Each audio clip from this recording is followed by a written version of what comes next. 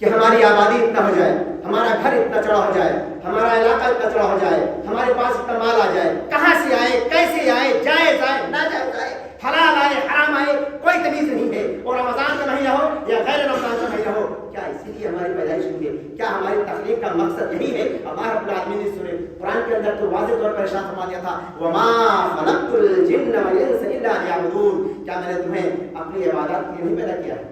جنوں اور الحمد لله نحمده ونستعينه ونستغفره ونؤمن به ونتوكل عليه ونعوذ بالله من شرور أنفسنا ومن سيئات أعمالنا، من يهده الله فلا مضل له ومن يضلل فلا هادي له، وأشهد أن لا إله إلا الله وحده لا شريك له، وأشهد أن محمدا عبده ورسوله.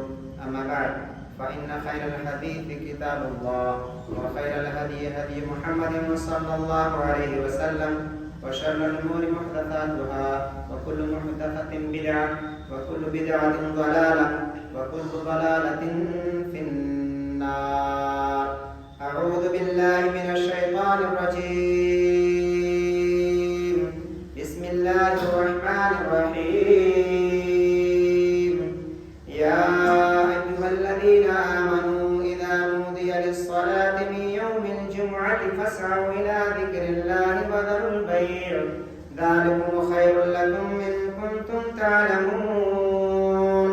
فإذا قضيت الصلاة فانتشروا في الأرض وابتغوا من فضل الله واذكروا الله كثيرا لعلكم تفلحون.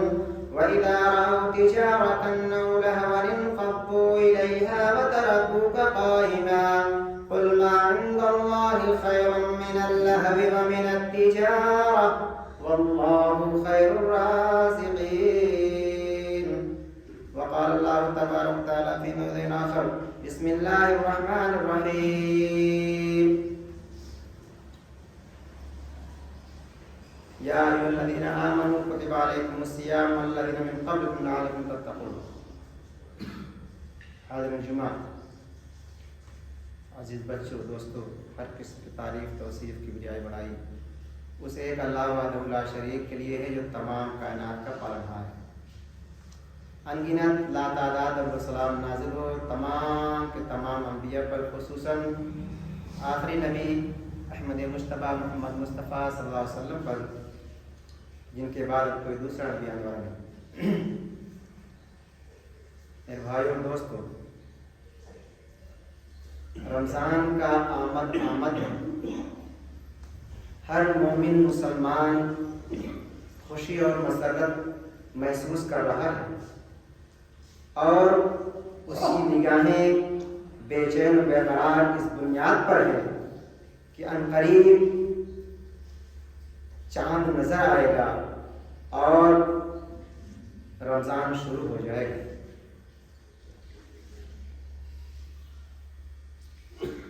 جب آدمی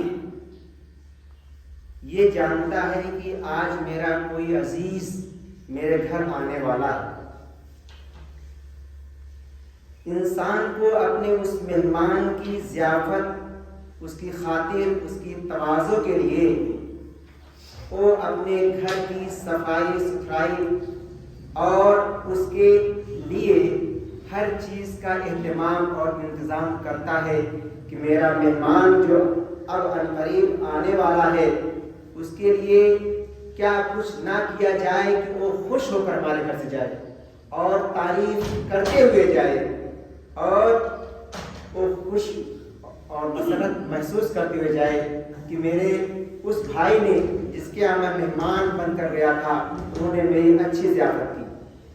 یہ رمضان مبارک کا مہینہ جو عنقریب ہمارے پاس آنے والا ہے، یا وہ مہینہ بالکل چند دنوں میں آ چکا ہے یا آنے والا ہے، اس مہینے میں اس کے لیے ہم کو چاہیے کہ ہم رمضان آنے سے پہلے جتن کریں، تیاری کریں کہ کہیں ایسا نہ ہو کہ رمضان کا یہ مہینہ جو مہمان کی شکل میں ایک مہینے کے لیے آ رہا ہے، یعنی 30 دن کے لیے یا 29 دن کے لیے، اس کے اندر رہتے ہوئے کہیں کوئی کمی نہ ہو جائے کہ میرا یہ مہمان مجھ سے ناراض نہ ہو جائے.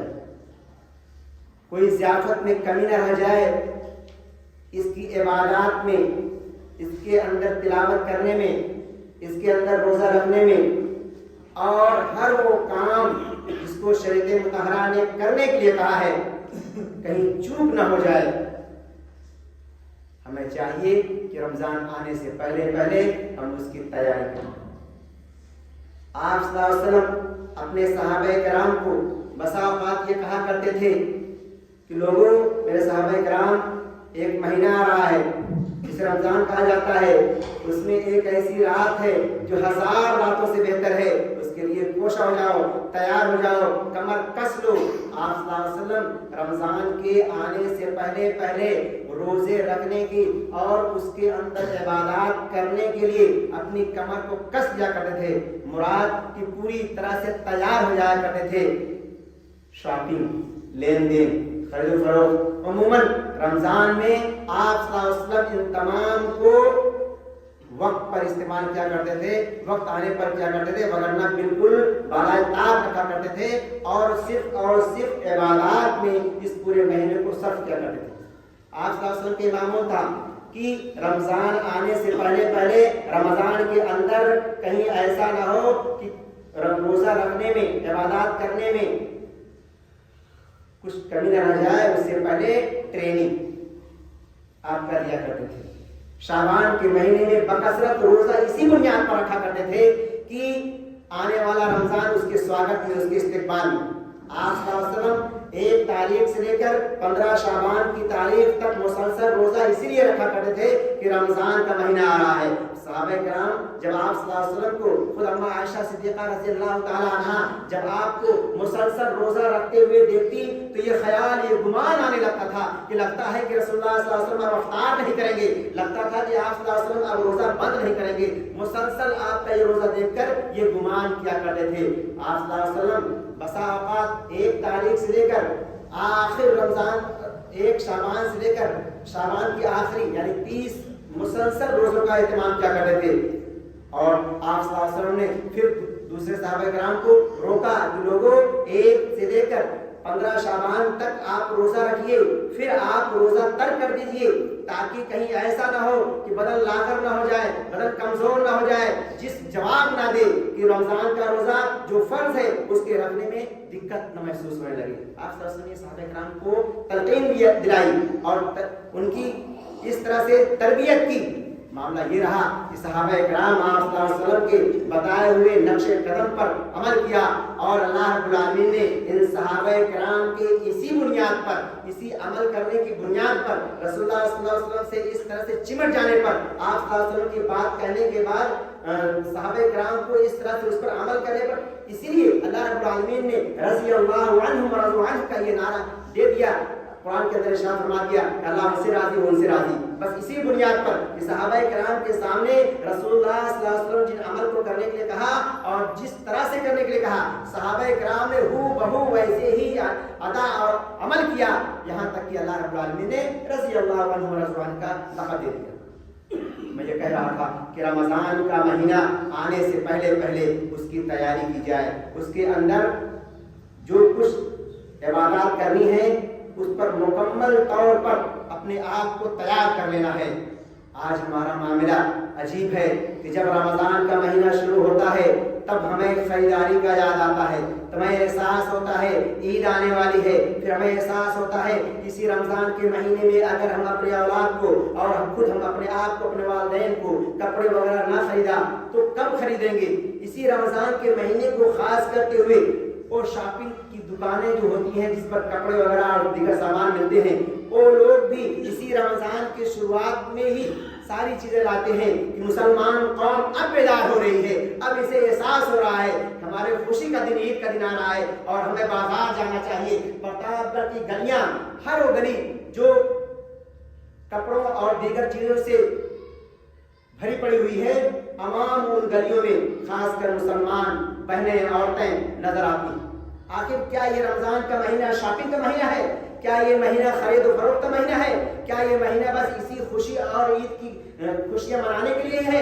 نہیں میرے بھائی دوستو، یہ تو رسول اللہ صلی اللہ علیہ وسلم ترغیب دلائی تھی کہ رمضان کے مہینے کے آنے سے پہلے پہلے اپنے آپ کو تیار کر لو، اپنی کمر کو کس لو، تاکہ کہ رمضان کے مہینے میں صبح سے شام تک، شام سے صبح تک جو عبادات فرض ہیں ان کو ادا کیا جائے اور اس میں نوافل اور سنتوں کا اہتمام کیا جائے. اسی لیے تو رسول اللہ صلی اللہ علیہ وسلم نے فرمایا تھا کہ رمضان کے مہینے میں وہ عبادتیں جو سنت ہوتی ہیں اگر مسلسل کی جائیں تو ان کا ثواب جو ہوتا ہے، اجر جو ہوتا ہے، بدلہ جو ہوتا ہے فرض کے مقابلے ہو جاتا ہے.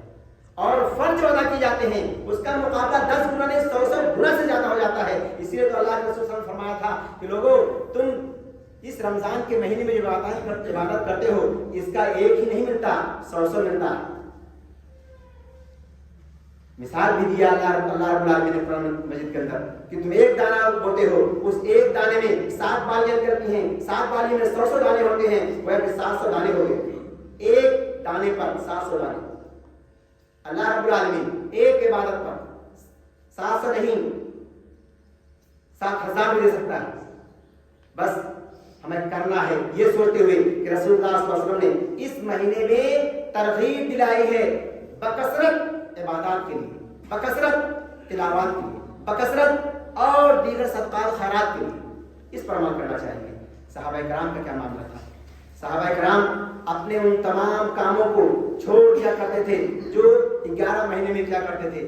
صرف اپنے لیے اتنا ہی ہاتھ پھیلاتے روزیاں کے لیے، رزق کے لیے جتنا ان کا کام چل جاتا.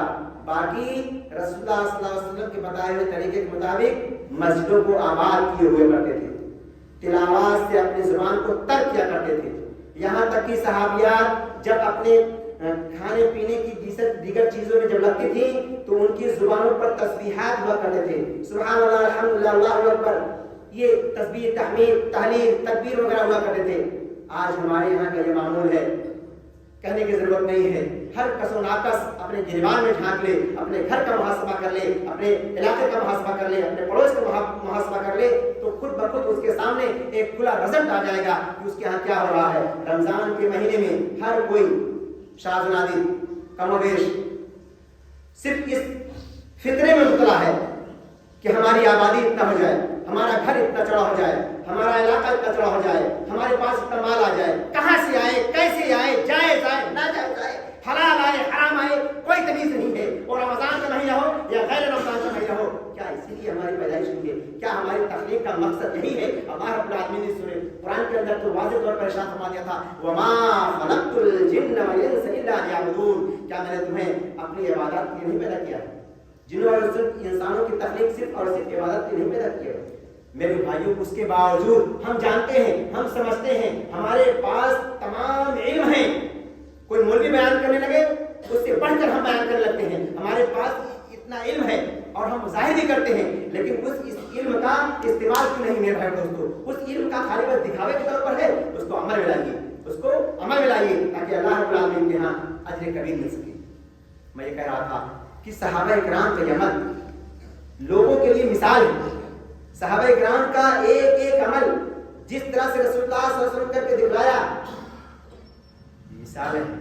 اللہ رب العالمین قرآن مقدس کے اندر سورہ بقرہ کا ارشاد فرمایا، یا ایھا الذین آمنوا کتب علیکم الصیام کما کتب علی الذین من قبلکم لعلکم تتقون. اے ایمان والو، یہ رمضان کا مہینہ جو آ رہا ہے نا، اس کو دیکھ کر پریشان نہیں ہونا کہ اللہ کے رسول صلی اللہ علیہ وسلم اور اللہ رب العالمین نے ہم پر تو روزہ فرض کر دیا. ایسا گھبرانا نہیں، اس لیے کہ تم سے پہلے کی امتیں جو بھی تھیں ان پر بھی روزہ فرض کیے گئے تھے. تم کوئی نئے نہیں ہو کہ تمہارے سامنے روزہ فرض ہے. روزہ آتے ہی منافق قسم کے لوگ جو روزہ نہیں رکھتے، جو اللہ کی زمین پر روزے کی حالت میں کھاتے پیتے دندراتے پھرتے ہیں، ایسے منافق قسم کے لوگ کچھ بھی سوچے، لیکن ایک مومن، ایک مسلمان آدمی ایسا نہیں سوچتا. اللہ رب العالمین نے اسی کی طرف اشارہ کیا، یا ایھا الذین آمنوا کتب علیکم الصیام، تم پر روزہ فرض کیا گیا ہے، لکھ دیا گیا ہے، فرض کر دیا گیا ہے. صرف تم پر ہی نہیں، تم سے پہلے کما کتب علی الذین من قبلکم، تم سے پہلے کی جو امتیں تھیں ان پر بھی روزہ فرض تھا. کیسے فرض تھا، کتنا فرض تھا، مفصل اس کا تذکرہ کہیں نہیں ملتا. لیکن آپ صلی اللہ علیہ وسلم کی احادیث مبارکہ سے بہت ساری باتیں معلوم ہوتی ہیں کہ حضرت داؤد علیہ السلام ایک دن روزہ رکھا کرتے تھے، ایک دن افطار کیا کرتے تھے، ایک دن چھوڑتے، ایک دن رکھتے، ایک دن چھوڑتے، پوری زندگی حضرت داؤد علیہ السلام نے اس طرح سے رکھا. موسیٰ علیہ السلام کی قوم بنی اسرائیل پر روزہ پڑتا, ہر امت پر روزہ پڑتا, پر کسی کے ہاں کوئی ایک دن ایک ہفتہ الگ الگ طریقے سے, لیکن امت محمدیہ پر مکمل طور پر ایک مہینے کا روزہ فرض کر دیا گیا ہے. یہ جو مہینے ہیں یہ مہینے آج کے نہیں ہیں, یہ نبی صلی اللہ علیہ وسلم کے زمانے کے نہیں ہیں, آپ کی پیدائش کے وقت کے نہیں ہیں, بلکہ اللہ رب العالمین نے قرآن مقدس کے اندر ارشاد فرما دیا کہ میں نے 12 مہینے مقرر کر دیے ہیں. کب سے؟ جب سے زمین اور آسمان کی تخلیق ہوئی ہے, پیدائش ہوئی ہے, اس وقت سے مہینے چلے آ رہے ہیں. لیکن یہ رمضان المبارک کا مہینہ, اس مہینے میں کسی امت پر روزہ فرض نہیں تھا, یہ امت محمدیہ پر فرض کر دیا گیا ہے. نبی کریم صلی اللہ علیہ وسلم پر اس مہینے کا روزہ فرض ہے. آپ صلی اللہ علیہ وسلم پر یہ روزہ فرض کر دیا گیا. اس کے علاوہ باقی امتوں پر روزہ فرض اس طرح سے نہیں تھا, ایک مہینے کا الگ الگ اعتبار سے تھا. آپ صلی اللہ علیہ وسلم نے جو روزے کی کیفیت بتلائی, احکام, یہ احکام ان قوموں پر بھی نہیں تھے, یہودیوں پر, نصرانیوں پر اور دیگر قوموں پر جو روزہ فرض تھے ایسے نہیں تھا. وہاں یہ تھا کہ آپ نے روزہ افطار کر لیا تو آپ اب کچھ نہیں کھا سکتے. اگلے افطار کے وقت اسلام نے سہولت دی گئی, امت محمدیہ میں اس کی سہولت ملی کہ آپ افطار کیجئے. افطار سے لے کر آپ صبح صادق تک یعنی فجر طلوع ہونے تک آپ جتنا دل میں آئے, جس طرح سے آئے, آپ کے مزاج کے اوپر ہے, آپ کھائیے پیئے. لیکن آپ اگر بغیر سحری کھائے ہوئے روزہ رکھتے ہیں تو آپ کی مشابہت اس قوم سے دی جا رہی ہے, اسے یہودی کہتے ہیں. یہودی افطاری نہیں کیا کرتے تھے, یا ان کے یہاں احکام نہیں تھا. ہمارے یہاں احکام نافذ کر دیا گیا, حکم نافذ کر دیا گیا. آپ کو افطاری کرنا ہے, اگرچہ پانی کے گھونٹ سے ہی افطاری کیجیے. افطاری کرنا سنت ہے. جو افطاری نہیں کرتا اس کا روزہ اس یہودی کے جیسے ہے جو بغیر افطاری کیے ہوئے رکھتے تھے, کیونکہ اس کا حکم نافذ نہیں تھا. تو اس طرح سے اسلام کے اندر کچھ اصول بتائے گئے ہیں, امت محمدیہ میں کچھ ضابطے طریقے بتائے گئے ہیں. اس کے مطابق ہمیں روزہ رکھنا ہے. رمضان میں روزے کی حالت میں جن منہیات چیزوں سے روکا گیا ہے اس سے اپنے آپ کو روک لینا ہے, اور جن چیزوں کو کرنے کے لیے کہہ دیا گیا ہے ان تمام پر عمل کرنا ہے. اگر ہم چاہتے ہیں کہ ہمارا روزہ مقبول روزہ ہو, قبولیت کے درجے میں ہمارا روزہ جائے, تو ہمیں چاہیے کہ نبی کریم صلی اللہ علیہ وسلم کے بتائے ہوئے طریقے کے مطابق عمل کریں. نبی کریم صلی اللہ علیہ وسلم نے جن چیزوں سے روک دیا ہے ان سے اپنے آپ کو روک لیں, اور جن چیزوں کو کرنے کے لیے کہہ دیا ہے اس کو ہم ہو بہو کریں. گرچہ مصیبتیں, پریشانیاں, کرنے میں تکلیفیں, دھوپ سخت ہو, پیاس کی شدت ہو, مسجد جانا پڑے تو جائیں, اذان ہو جائے تو مسجد میں نماز ادا کریں. گرچہ تکلیف ہے, مصیبت ہے, پریشانی ہے, نیکیاں کس بنیاد پر ملیں گی, اجر کس بنیاد پر ملنے والا ہے؟ یہی تکلیفوں کو دیکھتے ہوئے اللہ رب العالمین اجر دینے والا ہے. اللہ رب العالمین کو کیا ضرورت تھی اس امت پر روزہ فرض کر کے اس کو ہلاکت میں ڈالنے کے لیے, جو کہ کہہ دیا ہے کہ افضل الامت امت محمدیہ ہے, تمام امتوں میں سب سے بہترین کنتم خیر امت اخرجت للناس تأمرون بالمعروف وتنهون عن المنکر. یہ اللہ رب العالمین نے جو لیبل لگا دیا ہے امت محمدیہ پر, کس بنیاد پر؟ اسی بنیاد پر کہ یہ خیر امت ہے, اس کے اندر یہ گن ہے کہ وہ بھلائیوں کا حکم دیتا ہے, برائیوں سے روکتا ہے, اور خود بھی عمل کرتا ہے اور دوسروں کو بھی عمل کرنے کی تاکید کرتا ہے, ترغیب کرتا ہے, نصیحت کرتا رہتا ہے. یہ اس خوبی, اس بنیاد پر اس کو بہترین امت کہا گیا ہے. جب بہترین امت کوئی ہوگا, کوئی بھی بہترین شخص ہوگا, بہتر ہوگا, ظاہر سی بات ہے اس کے ساتھ کچھ لوازمات, کچھ صفتیں لگی ہوئی ہوگی, اور اس کی بنیاد پر اس کو بہترین اور گل کہا گیا ہے. جب اچھے ہیں, اچھے لوگ ہوتے ہیں, ظاہر بات ہے ان پر آزمائشیں آتی ہیں, ان پر مصیبتیں آتی ہیں, ان کو تکلیف دے کر آزمایا جاتا ہے, ان پر ہر طرح کے اللہ تعالیٰ آزماتا ہے. جب کھڑے اور کھوٹے کو کرنا ہوگا تو تپایا جاتا ہے سونا, تپنے کے بعد وہ نکھر آتا ہے اور بہترین سونا بن کر بڑھتا ہے, اور وہی قیمتی مانا جاتا ہے. ہمیں بھی نکھرنا ہے اس سونے کی طرح, کھوٹے سکے کی طرح نہیں. تو اس کے لیے تپنا پڑے گا, اس کے لیے مصیبتیں, مشکلیں برداشت کرنی ہوگی, اس کے لیے جفا کشی کرنا ہوگا, جد و جہد کرنا ہوگا, تب ہم یقینی طور پر اس کھڑے سونے کے معنی کو کریں گے. ایسے لوگوں کو اللہ رب العالمین اجر دینے والا ہے اور بدلہ دینے والا ہے. جو لوگ ریاکاری, دکھاوا, مکاری, دغا, ایسی حرکتیں کرنے والے لوگ ہیں، ایسے لوگ اللہ رب العالمین کے ہاں مربوط ٹھہرائے جائیں گے، ان کی کوئی حقیقت نہیں ہوگی، جن کو اللہ رب العالمین جہنم میں پھینک دے گا صرف اس بنیاد پر کہ دنیا میں سرکش بن کر رہا ہے۔ تو اللہ کی زمین پر، اللہ کی اس مٹی پر اگر ہم چاہتے ہیں کہ سرکشی، برائی نہ کریں، برائی سے بچیں، اگر ہم یہ چاہتے ہیں کہ اللہ ہمیں جنت دے، ان تمام چیزوں سے بچنا ہوگا اور اپنے آپ کو نکھارنا ہوگا، اپنے آپ کو صحیح راستے پر لانا ہوگا۔ اور رمضان کا مہینہ جو آنے والا ہے قریب، اللہ تعالیٰ ہم سب کو انشاءاللہ اس رمضان مبارک کو عطا فرما۔ یہ رمضان کا مہینہ جو آنے والا ہے، اس مہینے کو غنیمت جانتے ہوئے ہم ان تمام کاموں کا اہتمام کریں جس سے رسول اللہ صلی اللہ علیہ وسلم کیا ہے اور کرنے کے لیے کہا ہے۔ صحابہ کرام نے اس پر عمل کر کے دکھایا ہے، وہ چاہے تراویح ہو، چاہے روزہ ہو، روزے کے اندر رہتے ہوئے، روزے کی حالت میں رہتے ہوئے ان تمام خرافات سے اپنے آپ کو روکنا ہے، اور پھر قرآن کی تلاوت کرنا ہے، بکثرت تلاوت کرنا ہے، اور ترجمے کے ساتھ سمجھ کر پڑھیں، یہ تلاوت سے کئی زیادہ بہتر ہے، اس کا اہتمام کریں۔ تفسیر احسن البیان موجود ہے، جن بھائی کو چاہیے مل جائے گا انشاءاللہ، اور کچھ دنوں پہلے مولانا عبد المتین نے تقسیم بھی کیا تھا، آپ اس کا فائدہ اٹھائیے اور قرآن کی تلاوت کیجیے، ترجمہ تفسیر کو پڑھیے۔ موقع ہے اس مہینے کے اندر اپنے ان تمام موبائل کو لاک کر دیجیے جو موبائل ہم 24 گھنٹہ چلاتے ہیں، اور اپنا بیشتر وقت ہم اس میں صرف کرتے ہیں۔ اگر اس میں تلاوت کر رہے ہیں، اگر اس سے تقریر سن رہے ہیں، اگر اس سے کچھ دینی فائدہ اٹھا رہے ہیں تو بہتر ہے، اگر صرف اور صرف خرافات کر رہے ہیں تو میرے بھائی دوستو، اس مہینے میں اللہ کے واسطے ایک مہینے کے لیے اسے آپ صرف اپنی ضرورت کے تحت استعمال کیجیے، باقی تمام خرافات بند کر دیجیے، ضرور اس کا بھی بدلہ اللہ رب العالمین کے پاس ملے گا انشاءاللہ۔ تو یہ رمضان کا مہینہ ہے، اس میں کثرت سے تلاوت کیجیے، عبادتیں کیجیے، اور لوگوں کی آہ سے بچیے، لوگوں کو تکلیف دینے سے بچیے، لوگوں کے گالی گلوچ سے بچیے، لوگوں کو گالی گلوچ دینے سے بچیے۔ ہم اگر غلطی کریں گے، ہم اگر کسی پر انگلی اٹھائیں گے تو ظاہر سے بات ہے کہ وہ پلٹ کر ہم کو جواب ضرور دے گا۔ ہم ایسا کام ہی نہ کریں کہ اس کو پلٹنے کی ضرورت پڑے۔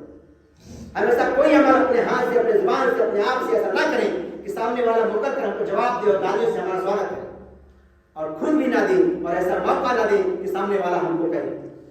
اس کے علاوہ بھی بہت ساری چیزیں ہیں جو رمضان کی مہینے میں اللہ کے رسول صلی اللہ علیہ وسلم نے کرنے سے منع کیا ہے، اور بہت ساری چیزیں ایسی ہیں جس کو کرنے کے لیے کہا ہے۔ ان تمام کا اہتمام کریں۔ اللہ رب العالمین سے دعا ہے کہ اللہ رب العالمین تمام کو رمضان کے مہینے کی قدر کرنے اور اس مہینے میں عبادات کرنے کی توفیق دے۔ آمین۔ تقبل رب العالمین۔